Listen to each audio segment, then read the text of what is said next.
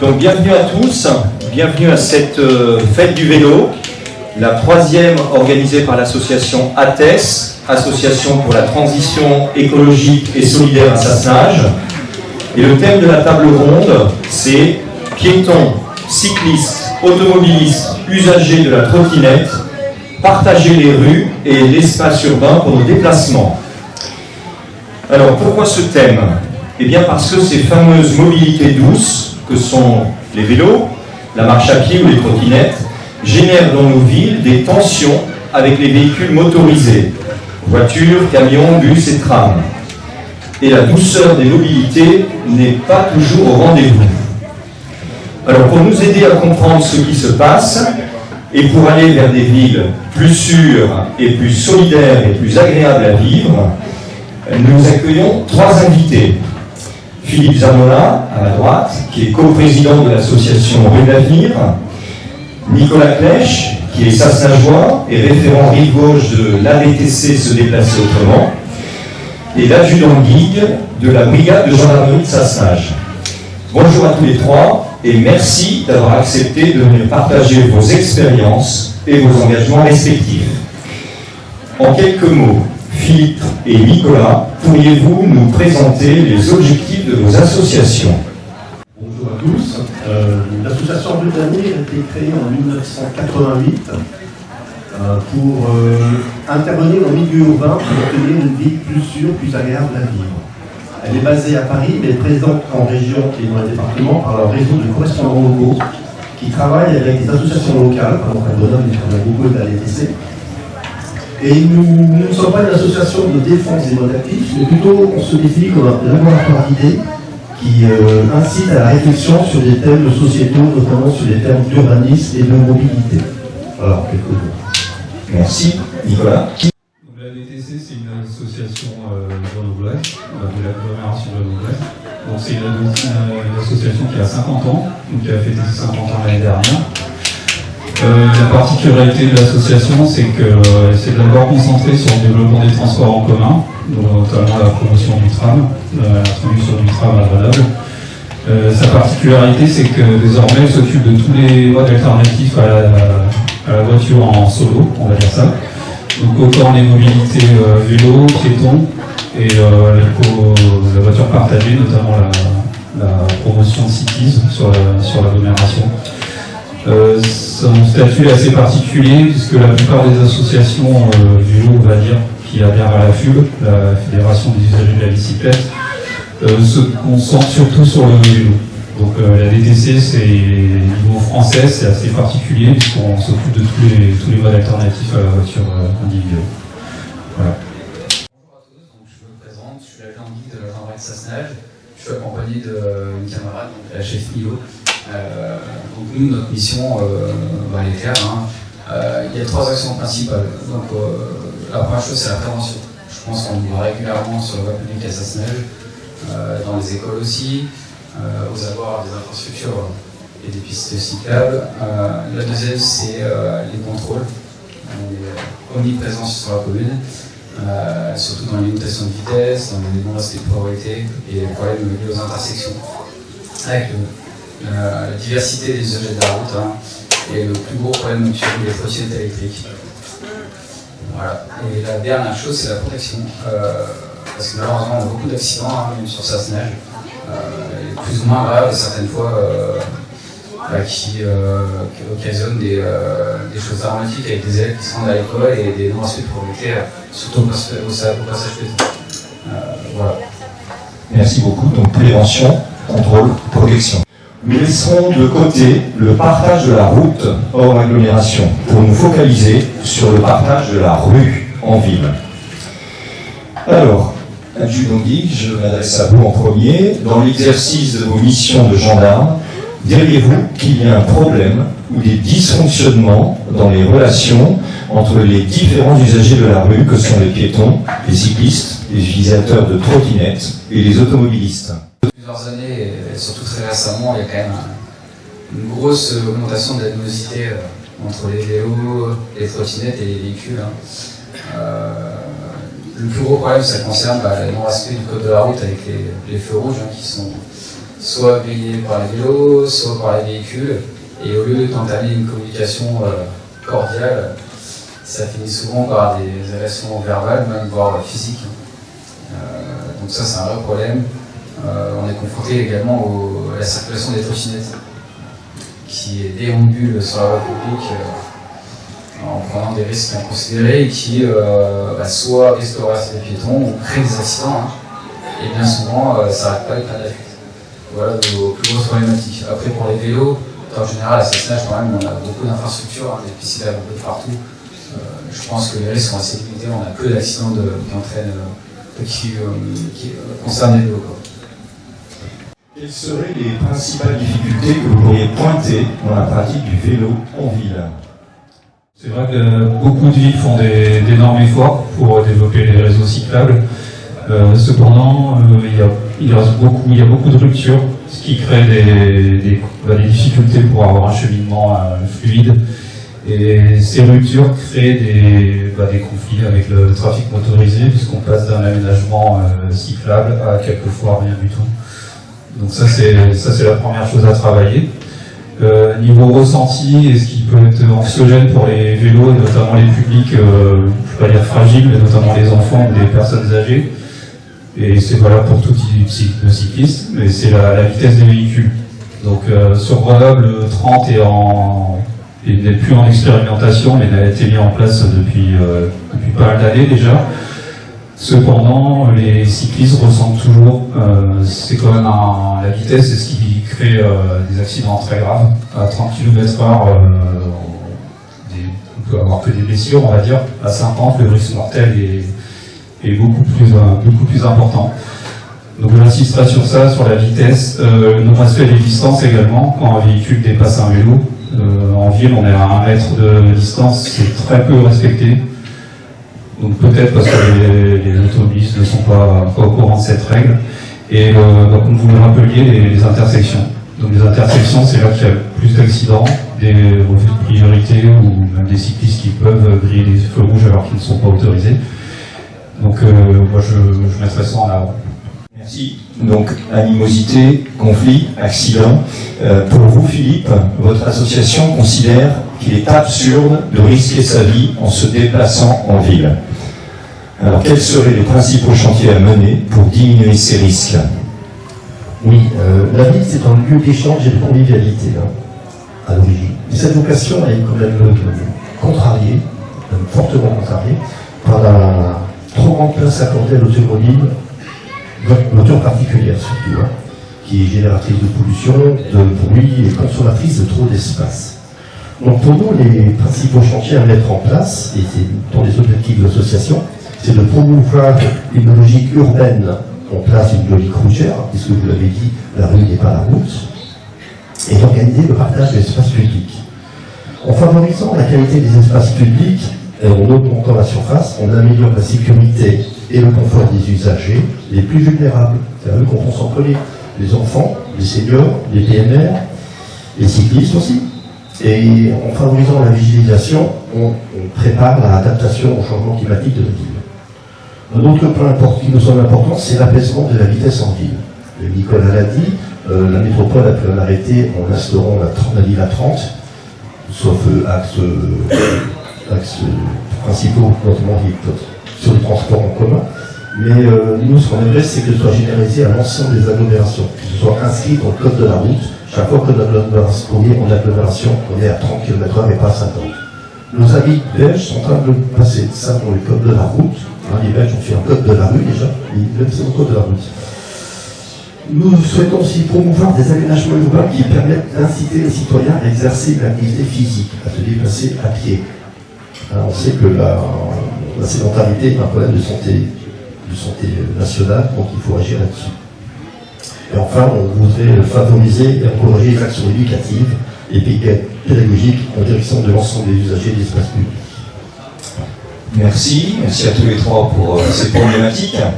Alors, si on revient un petit peu, si on remonte dans l'histoire, Philippe, quelles seraient d'après vous les raisons du retour de l'usage du vélo dans les déplacements, dans nos agglomérations, dans nos vies, parce que ce mode de déplacement avait quasiment disparu, c'est revenu en force désormais. Est-ce que vous avez une explication sur ce retour?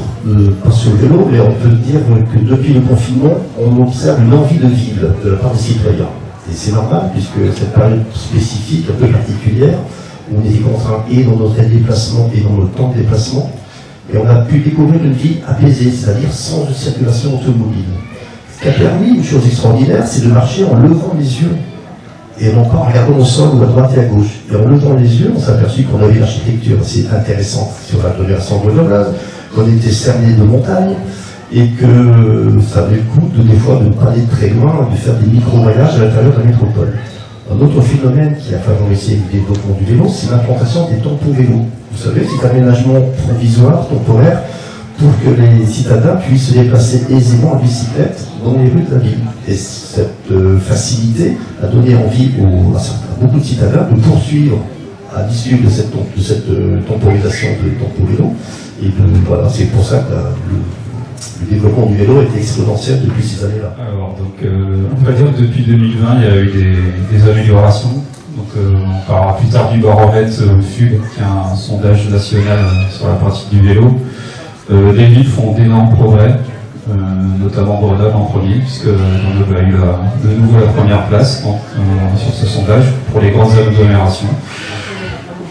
Cependant, le constat est vraiment mitigé, surtout en France. Certaines villes font de gros efforts. On pense à Toulouse qui a fait de gros efforts récemment. Strasbourg qui reste la référence en France et qui a commencé sa politique cyclable il y a plus de 40 ans. Donc avec des postulats qui ça rejoint un peu ce que dit Philippe, de dédier au moins la moitié de la chaussée au mode doux, donc que ce soit piéton ou vélo. Cependant, il y a beaucoup de secteurs en France, notamment le sud-est, où on part de très très loin. La ville n'a pas forcément été dessinée pour le vélo, donc la changer, ça prend un temps conséquent, et ça demande une volonté des citoyens, et donc une volonté politique. Donc moi je dirais que le constat est mitigé, ça dépend des villes, on va dire. On ne peut pas se référer à la Hollande où quasiment tout le pays est cyclable. On en est encore. Et du côté de la régulation de ce nouveau trafic, adjudant, est-ce que le code de la route est suffisamment adapté à la cohabitation entre cyclistes et automobilistes? Et une phrase aussi sur les trottinettes. Alors pour moi, j'ai entendu ce que vous avez dit sur le code de la rue, les évolutions futures. Pour moi, le code de la route il me paraît dimensionné pour garantir la sécurité de tous. Je pense que l'enjeu il est un peu ailleurs. C'est surtout la prise de conscience de tous en fait. C'est la responsabilité de chacun de partager la route et bien d'avoir l'idée de partage. À partir du moment où on respecte la signalisation, il y a très peu de problèmes. Maintenant, nous on constate tous les jours les prises de risques un peu inconsidérées qui occasionnent des accidents. Le reste, la vitesse des véhicules, oui, c'est une chose, on lutte contre ça. Après, la cohabitation peut très bien se faire. Sur les trottinettes, là c'est encore le sujet, c'est compliqué de répondre à cette question. Aujourd'hui, faut trouver des solutions, mais c'est très compliqué, même pour nous, quand on constate des infractions liées à la vitesse. Et pour contrôler une trottinette, c'est très compliqué pour nous. Le risque, c'est d'être en danger à la population autour. On ne peut pas contrôler une trottinette aussi facilement qu'un vélo. C'est beaucoup plus compliqué. D'accord. Donc pour les trottinettes, c'est aussi parce qu'il n'y a pas de réglementation adaptée et suffisamment connue. Donc pas de formation pour les usagers des trottinettes électriques notamment. Alors les déplacements en vélo, qualifiés de mobilité douce, sont souvent désormais associés à de l'insécurité, voire à de l'agressivité entre usagers. Vous l'avez abordé tout à l'heure. Partagez-vous ce sentiment et y a-t-il des responsabilités à pointer au niveau du comportement des usagers eux-mêmes et des infrastructures héritées des villes aménagées pour le tout-voiture? Alors, On en a déjà parlé. Nicolas, donc les responsabilités sur les comportements et sur les infrastructures qui généreraient ces animosités. Bon, je vais nous inciter seulement sur les aménagements. On constate que la plupart des conflits se créent dans les intersections, notamment des non-respects de priorité, et du coup le fait que ça puisse créer un risque de blessure, voire mortel, c'est vrai que les discussions peuvent vite monter. Je parlais aussi des voitures qui frôlent, là, sur la butte de Valence, c'est un bon exemple. Là, il y a des aménagements récents qui ont été faits avec des îlots. Cependant, les cyclistes se trouvent souvent opprimés par des véhicules qui pensent que le vélo réduit leur vitesse et réduit la fluidité de la circulation. Cependant, sur la commune, entre vélo et piétons, il n'y a quasi pas de conflit relevé. C'est souvent avec les motorisés et les voitures que les altercations se passent. Merci. Philippe, sur ces problèmes de conflit, comportement et aménagement.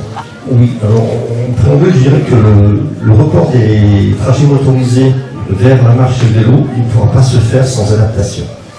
Donc la première adaptation, c'est l'espace public. On ne peut pas voir l'augmentation de la pratique de la marche, la pratique du vélo, sur des espaces qui sont restés principalement dévolus aux automobiles. Il va falloir réadapter, repartager cet espace public. D'autre part, nous, à Moldavie, on s'est penché sur cette question de cohabitation entre les vélos et les piétons. Parce qu'on a eu pas mal de retours de piétons qui trouvaient qu'ils étaient en insécurité par le comportement des vélos. Donc on a fait travailler des sociologues, on a fait travailler aussi l'ADA, c'est une association un peu pendante de la DTCD à Lille. On a produit une plaquette, et en fait, ce qu'on a observé, c'est qu'il n'y avait pas d'accident vélo-piéton. Par contre, il y avait un sentiment peut-être d'insécurité des piétons par rapport au vélo. Le piéton qui se sentait frôlé, qui est frôlé par un vélo, ça déstabilise, ça interpelle. Donc nous, ce qu'on prône, c'est de la bienveillance et de la diligence de part et d'autre, autant du côté piéton que du côté cycliste. Et donc on a rédigé une petite plaquette que je vous communiquerai pour apprendre à cohabiter ensemble. Mais il n'y a pas de, comme dit Nicolas, il n'y a pas de gros problème de piéton. Merci. Donc, vigilance et bienveillance, je pense ce que vous disiez tout à l'heure. Si on regarde de plus près des villes et des aménagements de villes, est-ce qu'il y a ces dernières années des villes où les aménagements ont abouti à des changements de comportement et une pratique plus harmonieuse? Si on s'écarte un petit peu de Grenoble, si on va au-delà des villes, où on peut repérer des changements positifs. Nicolas. Comme je le disais tout à l'heure, depuis Grenoble, il a eu lieu 4 fois. J'en parlerai un peu tout à l'heure, mais le dernier datait de 2021. Donc là, il vient d'avoir lieu en 2025, on a eu le résultat récemment. Il y a beaucoup de villes qui font des améliorations, pas que les grosses agglomérations, certaines petites villes, dont on peut citer Soissonnier et Pinal, donc des villes pas très connues, mais qui ont une politique cyclable affirmée. Et il y a aussi, il n'y a pas que les aménagements aussi. Plus les gens font du vélo, plus on voit de vélo dans une ville, plus les automobilistes sont habitués à en voir, et plus il y a de respect, on va dire. C'est un thème qui a été développé en Hollande, c'est la sécurité par le monde. Donc plus il y a cyclistes, plus il y a d'automobilistes cyclistes, parce qu'on peut être les deux, on n'est pas un sectaire, on va dire. Donc ça crée aussi ça favorise une cohabitation plus harmonieuse. Voilà. Merci. Philippe, sur des villes en France ou à l'étranger, où il y a des observations positives? Pas mal chez nous, il y a Lyon qui fait un gros travail sur la récupération de l'espace public. Je ne sais pas si vous allez voir la gare de la Part-Dieu. Donc, le quartier de la Part-Dieu, c'est une transformation qui est assez remarquable. On a aussi, comme disait Nicolas, des petites villes. Moi, j'étais à Apt cet été, Apt, dans Vaucluse, et ben, j'étais surpris de la qualité de l'espace public. Où ils ont piétonnisé une grande partie de la ville, les rues ont été redimensionnées. Donc, c'est un mouvement un petit peu global, les gens ont envie de vivre, comme je disais tout à l'heure, et les élus, ils se prennent en charge cette demande et ils redistribuent cet espace public. Merci. Pour compléter, on entend parfois dans certains médias que ce développement des transports à vélo serait une lubie de municipalités écologistes. Or, l'usage du vélo en ville se retrouve partout, dans toutes les villes. quel que soit leur bord politique, ne serait-ce qu'avec le développement des livreurs, Deliveroo ou Uber, qui se retrouvent partout. Philippe et Nicolas, diriez-vous que l'aménagement des villes pour faire la place en sécurité aux vélos, piétons et voitures devrait être une préoccupation transpartisane? Je pense que les résultats du baromètre le prouvent. On a des villes de droite comme Versailles qui sont très bien classées. On a des villes comme dans la région parisienne, c'est Charenton-le-Pont, je crois aussi, qui a un classement remarquable. Et c'est géré par des municipalités de droite. Donc c'est pas une question de parti politique, c'est une question de sensibilité de la municipalité. Je pense à ces problèmes-là. Oui, moi je rajouterais aussi que le vélo, c'est pas que faire un effort pour l'environnement en ne prenant plus sa voiture. Il y a un objectif de santé, il y a un objectif d'apaiser la ville, comme tu disais, Philippe, et un objectif de bouger, d'apprendre la ville autrement. Donc pour moi, c'est complètement transpartisan. Les cyclistes ont diverses motivations pour en faire. Certains veulent aller plus vite pour aller au travail. D'autres trouvent ce moyen simplement plus pratique ou aiment le vélo. Pour moi, il y a tellement de motivations différentes que ça peut rejoindre tous ces points, c'est transpartisan, clairement. Très bien, merci. Donc, on voit que les aménagements se font, les aménagements sont utiles, mais il semble que ces aménagements ne suffisent pas. Il faut accompagner les changements de comportement. Comment les forces de l'ordre, gendarmerie, police, policiers municipaux, peuvent-elles contribuer à ce changement de comportement, adjudant? Alors, pour nous, c'est pas peuvent contribuer, on le fait déjà. Dans nos missions quotidiennes, très souvent, surtout le public les plus jeunes, surtout sur le quartier de Wally, qui circulent un peu n'importe comment, on leur fait souvent des rappels. Surtout, on leur explique les risques. En cas de chute, s'ils ne portent pas le casque, s'ils n'ont pas de gilet réfléchissant dans une heure assez matinale pour aller au collège, ils sont très peu visibles parfois. Nous, ça nous choque un petit peu quand on voit des enfants qui vont au collège et qu'on dissimule à peine dans les phares du véhicule. C'est un peu juste quand même. Et ça, c'est pas un cas isolé, c'est vraiment régulièrement constaté. Donc, nous, on le fait déjà. Voilà. On le fera peut-être encore plus dans le futur, mais c'est déjà des choses qu'on fait au quotidien. D'accord. Et concernant les comportements violents de la part d'usagers de véhicules motorisés, c'est-à-dire les conducteurs de voitures, la Fédération des usagers de la bicyclette appelle à former davantage les forces de l'ordre aux droits des cyclistes, à la réalité de leurs pratiques, pour mieux prévenir et sanctionner les comportements dangereux ou anxiogènes. Donc, de votre point de vue, adjudant, existe-t-il au sein de la gendarmerie des formations spécifiques aux droits des cyclistes et au recueil des plaintes? Pour répondre simplement à cette question, à ma connaissance, je ne peux pas vous dire qu'il y a une vraie formation là-dessus. Ce que je peux assurer par contre, c'est que tous les enquêteurs de brigades territoriales comme la nôtre sont parfaitement qualifiés pour prendre les plaintes et constater les infractions graves qui sont commises sur la route. Donc la prise en compte est totale. Merci. Nicolas, Philippe, sur ce sujet, la formation des forces de l'ordre, des cyclistes, est-ce que vous voudriez compléter? Moi, j'apprécie que les forces de l'ordre soient informés, et ce serait bien aussi que les automobilistes le soient. Le code de la route, on l'a passé il y a 50 ans, le code de la route. Je pense que j'aurais besoin d'une remise à niveau. Parce que combien de conducteurs connaissent l'utilité d'un sas vélo? Moi, je suis dans ce vélo, je me fais klaxonner parce que je me mets dans la voiture. Bon. D'autre part, il y a l'impression que le clignotant, c'est devenu optionnel sur les automobiles maintenant. Alors, je ne sais pas, peut-être que remettre les automobiles avec des vrais clignotants. Non, il y a besoin de réinformer les conducteurs, qui ont permis depuis longtemps, sur les évolutions du code de la route. Je pense que c'est important. Ce serait important. Moi, je rajouterais juste que en fait, les violences routières envers les vélos piétons, ça a été mis en lumière par un accident tragique à Paris récemment, donc avec la mort d'un cycliste écrasé par un véhicule. Donc la FUB a fait un travail assez conséquent pour mettre en avant ce sujet. Et ce qui ressort aussi, c'est que les cyclistes, déjà il y a au moins 3/4 d'entre eux qui ont subi une situation compliquée avec un véhicule. Et très peu d'entre eux se rapprochent du force de l'ordre. Donc clairement, les cyclistes, déjà peut-être, comme tu disais, ne connaissent pas forcément leurs droits et pensent qu'un signalement n'est pas forcément suivi de l'effet. Donc ça, c'est un ressenti qui est assez fort. Donc moi, je parle surtout de ça, du fait que les cyclistes hésitent trop à remonter les problèmes. Donc le sujet est un peu, on le sent, il est mal remonté pour avoir une vraie vision officielle, je veux dire. D'accord, vous allez pouvoir compléter, adjudant, parce que j'ai évoqué tout à l'heure l'explosion du nombre de livreurs à vélo dans les villes, avec des engins boostés et des cyclistes pas toujours bien éclairés ou repérables. Les gendarmes, avez-vous une attitude particulière à l'égard de ces nouveaux usagers, en termes de prévention ou de verbalisation? Alors, pour être tout à fait clair sur le sujet, nous, notre priorité actuelle, c'est surtout les trottinettes.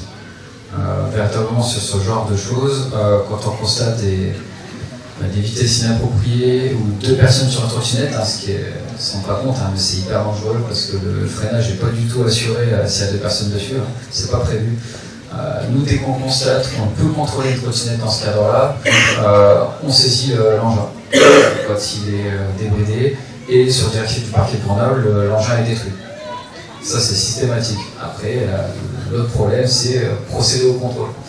Vous avez une personne qui roule à plus de 65 km/h en agglomération, aux heures de sortie d'école ou que la route est surchargée, la gendarmerie ne prendra jamais le risque de renverser quelqu'un d'autre pour contrôler ce type d'engin. C'est une réalité, c'est pas prendre de place, c'est qu'on a un rôle aussi de protection, comme j'ai dit tout à l'heure, et on ne peut pas faire n'importe quoi. À partir du moment où on a contrôlé la personne, on l'a déjà fait, l'objet est saisi et détruit, ça c'est une certitude. Merci, on comprend que ce ne soit pas facile d'intercepter une trottinette à cette vitesse-là. Donc pour accompagner ces aménagements et ces changements de comportement, il faut du temps et de la pédagogie. Sur Grenoble, Philippe, des modifications conséquentes ont été réalisées depuis 10 ans, avec chez les usagers et les riverains des satisfactions et des critiques. Donc satisfaction et critique. L'association Rue de l'Avenir, que vous co-présidez, a été associée à ces transformations. Pourriez-vous nous en parler? Comment avez-vous travaillé avec les élus, les services municipaux et la population? Oui, moi je suis correspondant local de Rue de l'Avenir depuis plus de 20 ans, donc j'ai pu tisser des liens avec les différentes municipalités, d'abord sur Grenoble et puis depuis quelques temps au-delà de la ville centre. C'est un travail de longue haleine, effectivement. Il faut rencontrer systématiquement les élus, il faut leur apporter les publications que l'on rédige, que l'on fait paraître. Je participe pas mal aux concertations organisées par la métropole. J'ai beaucoup travaillé en 2016-2018 sur le guide de la Marie d'espace public avec les services de métropole sur la partie piéton et espace public. Voilà, c'est des travaux de long terme. Nous, on organise avec l'avenir des visites de terrain. C'est des villes qui nous semblent importantes. On est allé à Graz en Autriche lorsque le Graz est passé à ville à 30. On est allé à Bâle en Suisse pour la ville à hauteur d'enfants qu'ils ont mis en place eux en 2018-2019. On est allé à Turin aussi, avec des élus, toujours, on a vu des élus. Parce que Turin, on ne sait pas, mais c'est la plus grande ZTL d'Europe, la zone à trafic limité. C'est-à-dire que les voitures qui ne sont pas des riverains, qui ne sont pas celles des riverains ou des livreurs, n'ont pas accès au centre-ville. Le périmètre a encore été étendu le printemps dernier. Donc ce travail qu'on fait régulièrement, il porte ses fruits, et puis voilà, on est associé à l'élaboration de la politique d'urbanisme de la ville. On ne la fait pas nous, mais on y participe. Nicolas, dans le baromètre annuel de la FUB, Fédération des usagers de la bicyclette, est-ce qu'il y a des tendances lourdes qui se dégagent suite à ces aménagements de ville à Grenoble ou ailleurs? Et d'abord, en quoi consiste ce baromètre national? Alors le baromètre, c'est un sondage, on va résumer ça comme ça, qui est à destination des cyclistes et des non-cyclistes. Donc qui a commencé c'est la 4e édition. Donc c'est très inspiré d'un sondage qui a été fait en Allemagne, le Fahrrad Klima. Donc la FUB s'en est inspiré pour créer ce sondage. Clairement, donc c'est un système de questions, donc qui va d'abord se concentrer sur le ressenti des cyclistes, et aussi qui va permettre de juger du climat dans sa propre commune, donc savoir s'il y a eu des améliorations de fait. Et un point intéressant, c'est aussi de cibler des points de problème, des points qui sont améliorés, et des points aussi, on n'a pas parlé du stationnement, mais là on n'est pas trop dans le sujet, mais le stationnement c'est extrêmement important pour les cyclistes, des lieux où on souhaiterait avoir de plus de stationnement. Donc pour les tendances lourdes, on va comparer 2021 et 2025, puisque la dernière édition était en 2021.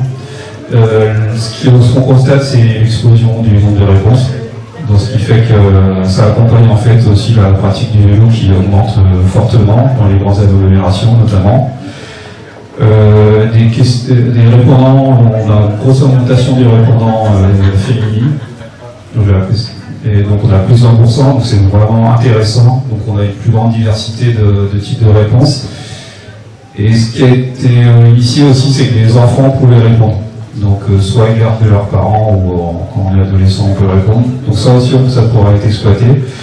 Ce qui est publicité notamment, c'est la création d'aménagements séparés. Donc sur Grenoble, il y a un gros focus sur la chrono-vélo. C'est un type d'aménagement bien séparé et large, très confortable. C'est clairement publicité, c'est notamment les publics enfants, nouveaux pratiquants souhaitent ce genre d'aménagement, notamment sur des axes à forte densité de véhicules et avec la limitation toujours à 50. On va t'en parler tout à l'heure, mais on a toujours des axes à 50 km/h. Donc ça, c'est clairement publicité. Quand on parle de déplacement à pied ou à vélo, on parle de mobilité active, on l'a dit, car elle représente une activité physique réelle, essentielle dans nos sociétés où les écrans nous maintiennent souvent en position statique. À pied ou à vélo, c'est bon pour désengorger la ville des voitures, c'est bon pour la santé. Donc, adjudant, lorsque vous et vos collègues intervenez sur la voie publique, percevez-vous une différence de comportement ou de réaction selon que vous interpellez un piéton, un cycliste ou un automobiliste? Alors pour nous, pour la gendarmerie, on constate aucune différence significative entre les différents usagers de la route, clairement pas. Je l'ai dit tout à l'heure, je vais me répéter, mais nous ce qu'on constate c'est une évolution, je pense, négative dans les interactions entre les usagers. On ne sait plus communiquer. C'est tout de suite un alerte et ça ne se solutionne pas en fait. On n'a pas communiqué, donc je suis sûr que ce qui a causé le problème, d'interpréter recausera un problème. Au lieu de s'arrêter pour discuter 5 minutes, ça part tout de suite aux injures et puis à l'interprétation physique. C'est très régulièrement et c'est le quotidien et ça arrive même sur sa Snap. D'accord, donc on comprend tout à fait, la base ce sont les incivilités dans les réactions et qui génèrent des situations violentes. Donc nous vivons aujourd'hui la 3e fête du vélo à Sassenage, organisée par l'association ATES en partenariat avec la municipalité. Si on fait un focus sur notre territoire, Nicolas, quelles analyses feriez-vous sur le partage de la rue tel qu'il se fait dans notre commune à Sassenage? Là, je vais m'inspirer, pas m'inspirer, mais je vais vous montrer le constat sur l'agglomération déjà. Donc là, ce sont les résultats du dernier baromètre. On ne voit pas trop les couleurs, désolé. Mais ça montre la notation globale que chaque commune a eue suite au questionnaire du baromètre. Donc ça va de G pour une commune très peu adaptée au cycle, jusqu'à A+ pour une commune sur laquelle les cyclistes sont très, très satisfaits. Si on fait un focus sur la rive gauche, donc sur Sassenage, ce qu'on remarque, c'est qu'il y a eu peu d'aménagements réalisés en fait depuis le dernier baromètre.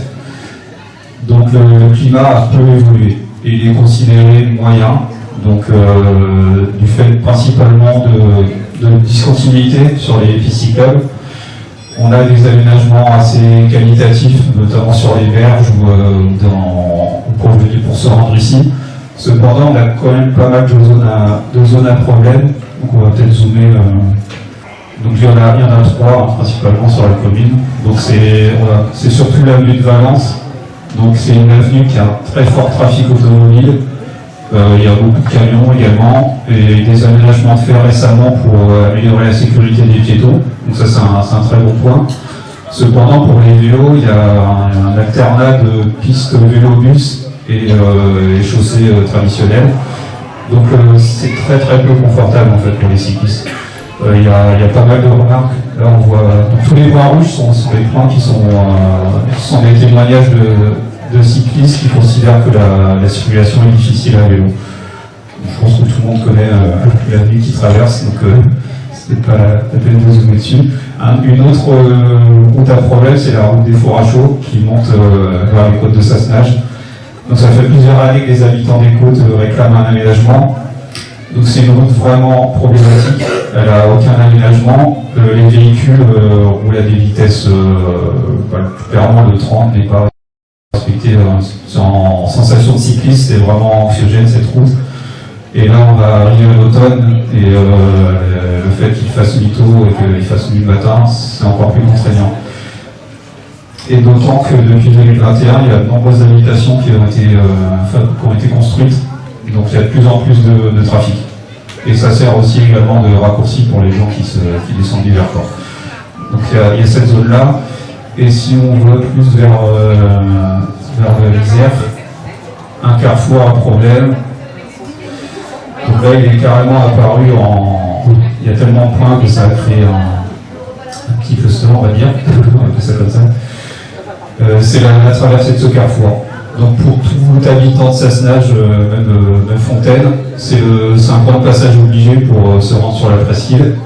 Et à ce jour, il y a assez peu, pour Sassenage du moins, il y a très peu de connexions aux berges dans cette zone-là. Donc et pour les cyclistes, c'est vraiment un carrefour identifié à risque, donc sur lequel il y a des grosses attentes pour d'aménagement. Il y a la Boya, mais ça devrait être résolu, on espère, dans peu de temps, avec un prolongement de la chronovélo au moins jusqu'à Auchan.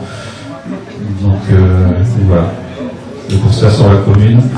Mais clairement, il manque un axe principal type chronovélo qui traverse entièrement la commune et qui permet aux cyclistes de la traverser de façon sécuritaire. Dans les quartiers, il y a le ressenti est assez positif. On peut peut-être parler de l'avenue de la Falaise, par contre, qui est assez problématique parce que les véhicules relèvent assez vite. Il n'y a quasiment pas d'aménagement pour réduire la vitesse. L'avenue est très large. Donc là, il y a quelques points en rouge également. Adjudant, vous connaissez bien les quartiers et bien le terrain, que vous sillonnez tous les jours. Est-ce que vous voulez compléter ou confirmer ce que vous voyez sur les zones à risque, on va dire? Alors, pour ma part, je vais confirmer ce que vous dites. L'Argentière, c'est un réel problème. Nous, les accidents à l'Argentière, on en a énormément. Tout type d'accidents. Au niveau du Four à Chaux également, on est très présent, surtout en heure très matinale, parce qu'on a des gens qui prennent le raccourci, comme vous dites, et qui roulent vraiment très très fort et qui grillent les deux stops à chaque reprise. Donc ça représente un réel danger. Sur la 1532, sur la Valence, oui, c'est le cas, mais on a peu d'accidents. En général, on constate très peu. Après, sur le reste de la commune, quand même, je pense qu'à Sassenage, on est quand même privilégié. Il y a quand même énormément de pistes cyclables, il y a beaucoup de choses. C'est plus sur le trajet du quotidien, je pense qu'on sent le travail. C'est là l'axe d'effort, je pense, qui peut être mis sur ce point-là. Voilà. Merci. Alors, pour réaliser ces transformations et changer nos modes de vie en termes de déplacement, ce qui est indispensable au regard de la santé publique, de la sécurité de la ville et de la décarbonation, les actions en direction des enfants sont essentielles. L'éducation nationale, que je connais bien, a mis en place le SRAV. On adore les sigles de cette institution, ce qui signifie le savoir rouler à vélo. Les municipalités accompagnent ces apprentissages par des équipements dédiés, tels que le SASTRAC dans notre commune. Philippe, pouvez-vous nous parler des actions Place aux enfants, des actions qui s'appellent Place aux enfants, que vous connaissez bien? Alors, effectivement, l'enfant dans la ville, c'est un sujet de préoccupation de l'avenir depuis de nombreuses années. Alors, on parle de perte de l'université, mais en fait, on n'a plus d'enfants dans les villes. Les enfants, ils sont en voiture, ils sont chez eux, ils sont à l'école. Or, tout le monde est d'accord pour le dire, notamment les pédagogues, les pédopsychiatres. L'enfant se construit certainement à la maison, certainement à l'école, mais il se construit aussi sur le tiers-lieu, je dirais, entre l'école et la maison. C'est là où on va rencontrer d'autres gens, d'autres cultures, d'autres âges, et c'est très important qu'il puisse faire ces apprentissages dans l'espace public. Alors, fort de ce constat, On a initié en 2015 une opération qu'on a appelée Rue aux enfants, rue pour tous. Il s'agit, alors on a fait ça pas tout seul, parce que nous, brigadier, on ne travaille jamais tout seul. On pense que l'intelligence est collective et on s'entoure toujours de gens beaucoup plus compétents que nous. Donc on a fait voir l'Université de France, qui est une association de jeunes, Café Zoïque, qui est la Fédération des cafés des enfants, et puis Robin des Villes à Lyon aussi, qui fait de l'animation scolaire. Et on a réfléchi à qu'est-ce qu'on pourrait faire pour que l'enfant soit dans la rue. Dans un premier temps, pour initier les changements de comportement, on s'est dit qu'il serait bien qu'on fasse une journée, on propose une journée où l'enfant puisse être dans la rue pour jouer. Donc on a lancé cet appel à la manifestation d'intérêt au niveau national pour que des gens, des parents d'élèves, des structures d'accueil d'enfants, des bibliothèques, voire des municipalités aussi, s'emparent du sujet et proposent des animations dans la rue. Alors nous, ce qui nous intéresse dans ce concept-là, c'est de faire travailler les enfants. C'est-à-dire qu'on ne fait pas quelque chose pour les enfants, on fait quelque chose avec les enfants. Et on a donc depuis cette année, il y a une quarantaine de rues aux enfants pour tous au niveau national. Depuis 10 ans, on est à plus de 600 opérations. Alors ce qui est intéressant de noter aussi, c'est qu'une fois qu'un groupe de personnes a monté une opération rues aux enfants pour tous, elle est reconduite d'année en année. À Grenoble, la rue des Champs-Élysées, on sort à la 10e opération. Depuis 2015, toutes les années, ils le font. L'école Jules Ferry, rue Claude Jonat, c'est la 4e opération. Donc ils le font sur nous, ils le font tout seuls. Alors j'ai quelques photos. Voilà. Alors c'est plutôt l'autre. Voilà. Là c'est Worpert, c'était au mois de juin de cette année. Donc c'est une petite ville, c'est pas forcément des grandes villes. Ça c'était initié par la communauté la commune de Worpert avec le conseil municipal des jeunes. On a aussi ensuite Grenoble, donc c'est la rue Claude Jonat, c'est les parents d'élèves de l'école Claude Jonat qui font une opération aux enfants pour tous. Alors c'est une demi-journée, hein, c'est pas trop longtemps. Et puis en Briançon, je faisais Briançon au mois de juillet aussi, c'était la bibliothèque qui a préparé ça, une très belle rue aux enfants. Voilà. Donc le principe c'est de neutraliser une portion de rue, on ne peut pas bloquer toute la ville pour une journée, une demi-journée, le temps de faire cet événement festif, hein, comme ici, vous avez bloqué le parking, c'est là pour faire des événements festifs. Voilà. Et l'intérêt de ça, c'est que l'enfant, il apprend à être dans l'espace public. Il voit la rue différemment. Hein. D'habitude, la rue, ça fait peur aux enfants, il y a plein de voitures, il y a du bruit. Et là, il voit la rue différemment. Et il voit aussi d'autres gens qu'il ne voit pas d'habitude. Il voit les gens du quartier, il voit les gens de son école. Voilà. C'est intéressant là-dessus. Donc pour nous, c'est quelque chose que l'on poursuit, et ça, je n'ai pas encore eu de enfants pour tous, mais moi je vous invite initier. Et Grenoble, ils ont fait quelque chose de beaucoup plus ambitieux, puisqu'ils ont carrément pénalisé les abords d'école d'une façon définitive, avec des aménagements qualitatifs. Merci beaucoup. Vous nous incitez à Sassenage à mettre en place ce type de transformation. Et justement, qu'est-ce qu'il nous faut comme implication? On voit que M. le maire et une adjointe sont présents. Qu'est-ce qui est nécessaire comme implication pour que ce type de transformation aboutisse? Implication d'une équipe et des services. Là, il faut déjà faire débloquer la rue, un arrêté municipal qui le permette. On ne peut pas bloquer la rue de façon sauvage. Dans une commune de la maison de Grenoble, on avait un joli projet de aux enfants et qui a été abandonné parce que la commune n'a pas voulu bloquer la partie de rue. Donc tout un travail et 6 mois de boulot avec des associations qui a été cassé pour ça. C'est dommage, donc il faut déjà une autorisation de la mairie, et puis voilà, favoriser ce type d'événement, de ne pas freiner. Merci beaucoup. Nicolas, sur la base de ce que vous connaissez des points d'amélioration repérés sur Sassenage, avec le baromètre, pensez-vous que des aménagements seraient possibles ou utiles aux abords des écoles, puisqu'on parle de la prévention et des enfants, pour laisser davantage de place aux enfants, aux piétons, aux poussettes, aux parents, aux assistantes maternelles, avec toujours l'objectif d'une ville plus sûre, plus solidaire et plus agréable à vivre? Alors, pour les enfants, on va plutôt parler piétons, on va dire. Moi, je prendrais par exemple l'école Vercors, où il y a eu des modifications de fait qui améliorent déjà pas mal la sécurité aux abords de l'école. Cependant, ça peut encore aller plus loin, puisque cette école elle est coupée en deux par la ville de Romans. Donc, notamment, les traversées sont compliquées pour les parents. Donc il y a sûrement des actions à faire à ce niveau-là, de sécuriser les traversées Et un autre point, c'est de limiter le trafic aux abords des écoles, et notamment aux heures de pointe. Donc il y a une multiple solution pour le faire. Si on repart encore de l'école Vercors, vous le disiez tout à l'heure, sans répéter, il y a un gros trafic qui part du Vercors et qui passe devant cette école. Déjà, faire des aménagements pour que le trafic soit dévié, ça améliore le confort aux abords des écoles. Donc j'insisterai surtout là-dessus, il y a des aménagements physiques qui peuvent être faits, ça c'est sûr, mais c'est du plus long terme. Par contre, des aménagements en type horaire, des contrôles à des horaires précises, je dirais, ou plus d'assistance pour traverser à des horaires précises, donc je sais que ça se fait déjà dans certaines écoles, qui peuvent améliorer la situation à l'abord des écoles.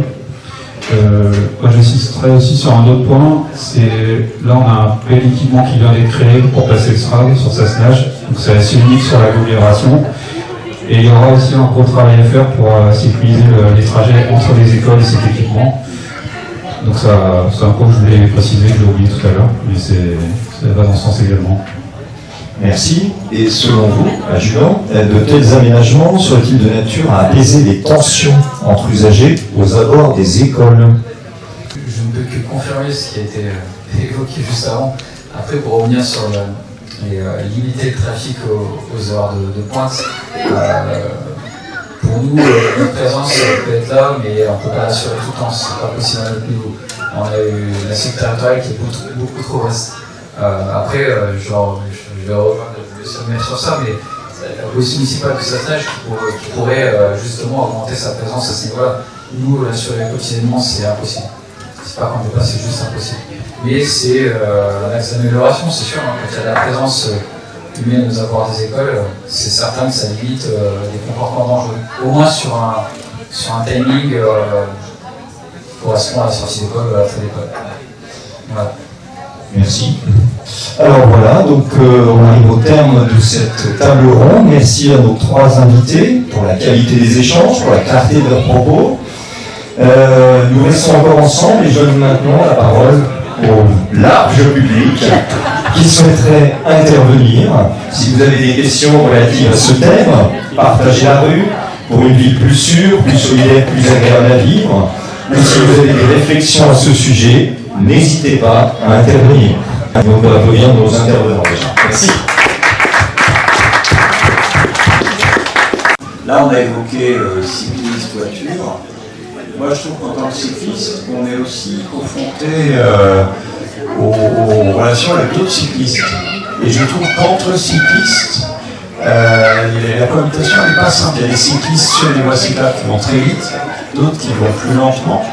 Notamment des personnes âgées qui vont quand même plus lentement.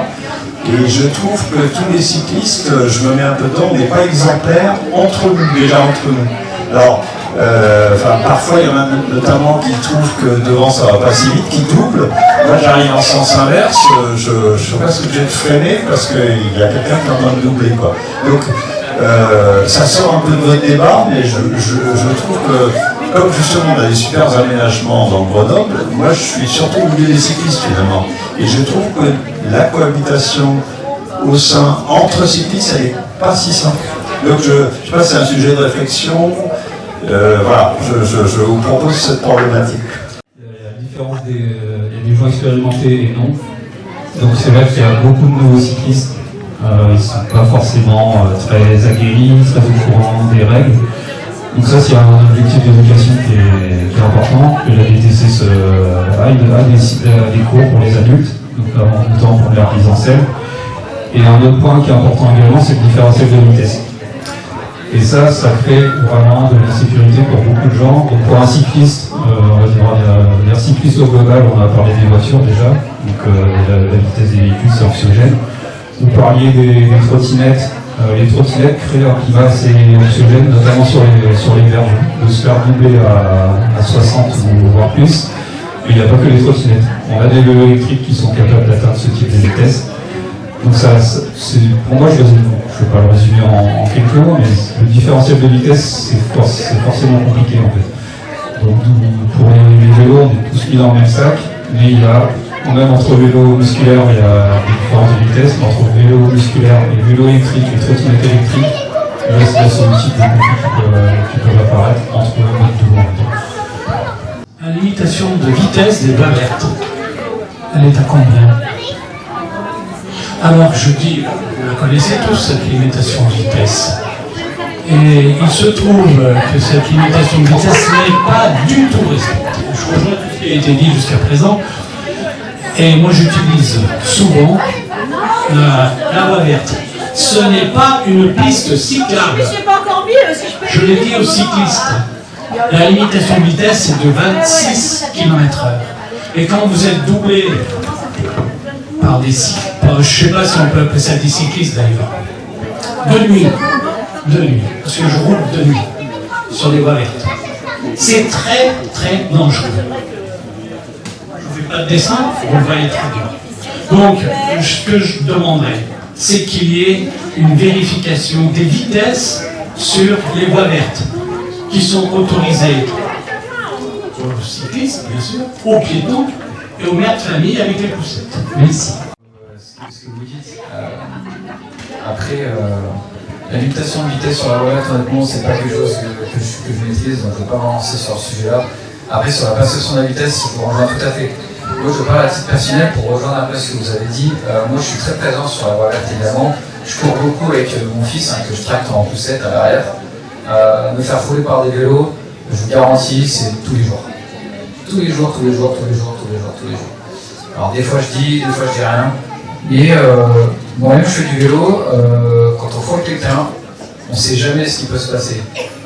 Moi je me sens pas bien, je fais un écart, le cycliste ouvre le bras, on se percute, qu'est-ce qui se passe?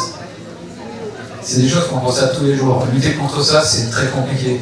Alors moi je pense qu'il y aurait du bon sens en fait. C'est encore une fois, la route n'est pas à une seule personne, elle est à tout le monde. Maintenant, même sur la voie verte, on voit les trottinettes rouler comme des balles, des vélos sans incriminés qui sont pas responsables. Le matin, quand je cours assez tôt, on a littéralement des pelotons qui se rendent dans les entreprises d'Actipol ou la zone des liquides à Sassenage. Et quand j'arrive en face, clairement, je me mets sur le côté parce que je me dis ça va pas le faire. Et honnêtement, ça me fait peur. Quand moi j'ai un gamin derrière moi, pour moi c'est une chose, mais mon fils, s'il est percuté, ça va pas le faire. Tout ça pour vous dire que même nous on est confrontés à ça, mais lutter contre ça c'est très complexe. Bien que je prenne pas en compte, vous voyez, je pense de temps en temps des patrouilles de gendarmerie passer sur la piste cyclable, je pense que vous les avez tous vus, au moins une fois, on passe, en n'importe quand dans la journée, surtout pour lutter contre les motocross. On est là aussi, on ne peut pas y être tout le temps. Mais c'est une chose qu'on a en compte. Faire la vitesse sur une voie verte, là, il faut qu'on se renseigne sur la législation, ça reste à voir. C'est pas impossible, mais c'est des choses à réfléchir. Voilà, je ne sais pas si j'ai répondu à votre interrogation, je peux pas en dire plus. Donc le contrôle permanent, c'est pas possible. On est toujours dans la prévention, il faut essayer de la développer. Est-ce qu'il y a encore une question avant qu'on termine sur... Oui. Alors, il me semble que ce que tu dis que le trottinette va se déplacer sur la chaussée. En tout cas, est-ce qu'une trottinette peut se déplacer sur le trottoir? Parce que moi, d'après les petites informations que j'ai, une trottinette qui se déplace sur le trottoir à la vitesse d'un piéton, c'est-à-dire 6 km/h, est autorisée à circuler sur un trottoir. Avez-vous des informations? En tout cas. Moi, j'ai bien un document de la métropole, grenobloise, il y avait un questionnaire. Et il y a une contradiction entre les éléments d'information que j'ai et le contenu du document de la métropole. Donc, je peux avoir, il y a un agent de la métropole ici, non? Vous êtes de la métropole, monsieur? C'est inférieur à 6 km/h, donc à la vitesse d'un piéton. Est-ce que les automobilistes vous considèrent comme un piéton, ou est-ce qu'il vous insulte parce que vous êtes sur un passage piéton? Parce qu'il me semble que tout se base sur la vitesse du déplacement. Voilà, donc que ce soit le vélo, la trottinette sur le trottoir. À partir du moment, moi je principalement, je pense que vous avez compris, je me déplace en vélo avec le jeune métro, très satisfait de son mode de déplacement depuis en 2010. Une grande satisfaction à évoluer sur les différents territoires de la commune, et notamment la commune de Grenoble. Le centre-ville a été très favorablement favorisé pour les vélos, Moi, si j'étais un commerçant, peut-être que je me verrais. J'en aurais une qui me vient comme ça, et une dernière, je vais être très c'est sur Converga. Là, ça rejoint un peu le propos qui a été tenu. Sur Converga, donc quand vous passez sur Converga, il y a une belle piste cyclable à un moment, avec un séparateur un peu en hauteur, je ne sais pas si vous voyez. Converga, vous passez sur Converga, vous avez centre-ville. Je pense certaines, parce que c'est assez flou, toujours-est-il, pour nous, ça reste interdit. Sur ça stage, quand on constate ça, généralement, on fait au moins la réflexion aux personnes. Après, je reviens sur la chose, entre faire la réflexion et réussir le contrôle quand une personne est à trottinette, c'est parfois compliqué. Les deux choses qu'on favorise, c'est le trottoir et 2 personnes sur une trottinette. Ça, c'est pas possible. Comme je reviens ce que j'expliquais tout à l'heure, quand vous êtes à pleine balle sur une trottinette en plus débridée, vous êtes à 2 dessus, vous ne pouvez pas vous arrêter. Les freins ne sont pas prévus pour ça. C'est vraiment notre priorité. Et la question sur le passage piéton d'un cycliste qui est sur son vélo. C'est ça. Oui. Ça, je suis d'accord. En fait, votre question, c'est de dire est-ce que le fait qu'on soit en vélo, on devient non prioritaire sur le véhicule? C'est ça votre question? Oui, c'est-à-dire un piéton, il est prioritaire parce qu'il pied à terre. Un cycliste qui roule à la vitesse d'un piéton, est-ce qu'il est considéré comme prioritaire aussi alors qu'il est sur sa selle? À 100% oui. Dans tous les cas, c'est un passage piéton. Le véhicule doit la priorité, sans distinction. Après, on sait comment ça se passe et bien souvent, vous êtes en vélo, vous attendez.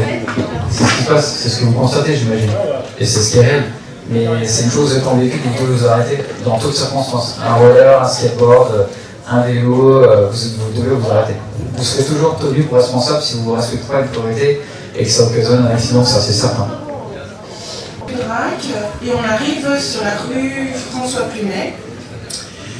Et nous sommes obligés donc de bifurquer sur la droite et on arrive sur l'Argentière à vélo, je parle bien à vélo, pour rejoindre la piste cyclable. Donc nous sommes obligés de prendre le pont de l'Argentière, une bonne partie à vélo, et pour pouvoir rattraper la piste cyclable après, je crois que ça s'appelle la Grande Saône, après la Grande Saône, et ensuite pour filer sur Grenoble. Je voulais savoir si, au bout du chemin du Drac, quand vous arrivez sur la rue François Plumet, au lieu de se faire l'Argentière, le pont d'Argentière, l'avenue, les feux rouges et les voitures, si c'était possible d'aller tout droit et, je ne sais pas, de faire une passerelle à vélo pour passer la rivière, pour chemin, la piste. Oui, ça fait des années qu'on C'est une très belle réflexion, en tout cas, c'est vrai que ça fait pas mal d'années que l'on a demandé cela, c'est-à-dire que quand on est sur c'est la route Chapchaude, vous voyez en face du chemin du Drac, quand vous traversez la rue François Plumet vers la Tagle, là, donc vous traversez, et en fait l'idée était de monter sur les berges directement, tout droit là, à cet endroit-là. Alors, il se trouve que pour des raisons de structure de la digue, EDF est relativement réticent à ça. Mais il n'empêche que le projet avec bien sûr la métropole, parce que je rappelle quand même, c'est assez important de le dire, que les voiries, les trottoirs sont gérés par la métropole et pas par la commune, ça n'a pas été beaucoup dit, donc je le redis malgré tout. Donc l'objectif avec eux, c'est de pouvoir monter au début de Chamchaude, d'aller en direction du pont des Martyrs, si vous voulez, de remonter le long du pont des Martyrs, mais de manière sécurisée, et de repasser sur les digues derrière. Je ne sais pas si j'étais très clair sur le cheminement, mais en tout cas, vous demanderez à Mme Palco, elle a compris. En tout cas, donc oui, c'est un point, effectivement, un point noir, parce que pour l'avoir fait, moi, y compris avec les enfants, et de monter le pont des Martyrs avec les voitures qui arrivent quand même relativement vite, c'est très très très dangereux, et on est bien d'accord avec ça. Non, normalement, le trajet que je viens de citer est validé. Après, il y a un temps administratif qui fait que, voilà, nous attendons, mais ça va arriver. Le sujet du partage de la rue entre usagers. Certains thèmes pourront peut-être être développés dans un autre cadre, éventuellement lors d'une soirée organisée par ATES, n'est-ce pas ? Je tiens à préciser que ce dimanche 28 septembre est une journée de mobilisation pour le climat, pour Gaza et pour la justice sociale. Alors ATES, qui est pour une transition écologique et solidaire à Sassenage, est bien sûr en total accord avec cette journée d'action. Le recul de la voiture en ville est donc une évolution sociétale puissante, mais le vélo, dont nous avons beaucoup parlé, n'a pas vocation non plus à se substituer totalement aux véhicules motorisés. L'objectif reste bien le partage de l'espace urbain pour bien vivre nos déplacements. Avant de conclure, je propose à nos trois invités d'exprimer chacun, en quelques phrases, une vision, des recommandations, des pistes pour que l'avenir de nos villes soit plus agréable à vivre. Adjudant. C'est important de sensibiliser les plus jeunes sur le partage de la route et surtout sur la vision de la gendarmerie, parce que je pense que c'est un peu l'actualité. La gendarmerie elle est surtout là pour la protection, la prévention. Avant de parler, ça y est, encore un portable de gendarme, ça y est, j'ai pris une infraction à la vitesse. Bon, il faut voir plus loin que ça. Je pense qu'on a un rôle de transmission de bonnes paroles. Et bien insister sur le fait que la gendarmerie elle est vraiment là pour protéger et pour un petit peu informer et vraiment être là dans la prévention. Donc c'est important de relier ce message-là. Je pense qu'on ne le fait jamais assez. Je vais insister sur deux points. Le premier, ce serait l'aménagement. C'est notamment sur les rues ou routes à fort trafic et toujours limité à 50. C'est essentiel d'avoir un aménagement séparé pour les voies doux. Et ça rejoint un peu ce que vous disiez, c'est l'éducation des cyclistes, des automobilistes. Il y a souvent des incompréhensions sur des droits qui ne sont pas forcément compris, les priorités cyclistes, vous l'avez évoqué tout à l'heure. Une piste cyclable, elle est prioritaire. Un véhicule qui la traverse en voyant un cycliste arriver, il n'est pas dans son droit. Et ça crée souvent des conflits. Donc pour moi, l'éducation, c'est vraiment très important. Je rappelle, il y a un équipement ici qui est très très intéressant pour l'éducation des enfants, mais il pourrait très bien servir à l'éducation des adultes également. Je trouve que ce qui est fait, c'est vraiment bon sens. Et pour amplifier ce qui est fait pour aller vers une ville plus apaisée, je recommande aux municipalités et aux citoyens de s'emparer de cette campagne Ville apaisée, quartier à vivre, dans laquelle nous avons listé 10 mesures à mettre en place, en pratique, avec un argumentaire. Donc je vais le noter aussi, et puis je pense qu'on est en bon sens, on est bien parti. Merci. Donc merci à nos trois invités, on peut les applaudir. Pour la qualité de leurs apports, et toujours étayés par des faits et leur expérience. Donc vraiment, merci beaucoup. Enfin, merci à vous tous, les auditeurs de cette immense table ronde. Même si vous n'avez pas tous pris la parole, votre écoute et le partage des informations que vous pourrez en faire permettra d'avancer pour un meilleur usage de l'espace urbain. Et nous l'espérons vers des déplacements plus sûrs pour nous-mêmes et pour nos enfants. Merci à tous et maintenant que la fête continue, bon appétit à tous. Merci.